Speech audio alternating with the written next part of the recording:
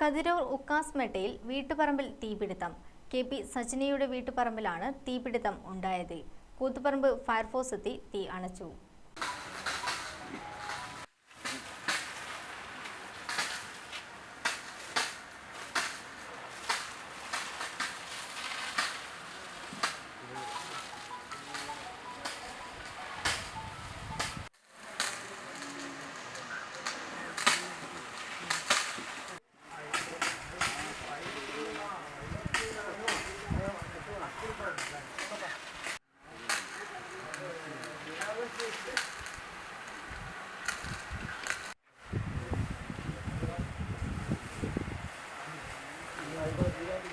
വെള്ളിയാഴ്ച രാവിലെ 11 മണിയോടെയാണ് തീപിടുത്തമുണ്ടായത്. വീട്ടുകാർ വിദേശത്താണ്. വ്യാഴാഴ്ച തൊഴിലാളികൾ വീടും പരിസരവും വൃത്തിയാക്കി ചപ്പുചവറുകൾ കത്തിച്ചിരുന്നു. വൈകുന്നേരം വീട്ടുടമയുടെ ബന്ധുക്കൾ തീ അണയ്ക്കുകയും വെള്ളിയാഴ്ച രാവിലെ വീണ്ടും എത്തി പരിശോധിക്കുകയും ചെയ്തിരുന്നു. ഇതിനുശേഷമാണ് തീപിടുത്തമുണ്ടായത്. തൊട്ടടുത്ത പറമ്പിലെ ഉണങ്ങിയ പനമരങ്ങൾ കത്തിനശിച്ചു.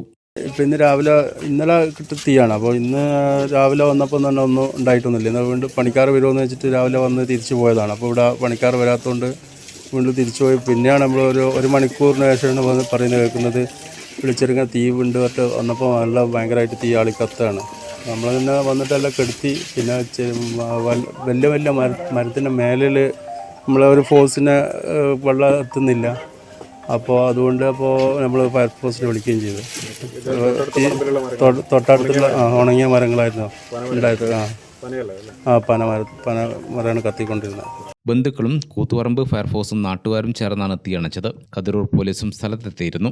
ഗ്രാമിക ന്യൂസ്, കൂത്തുപറമ്പ്.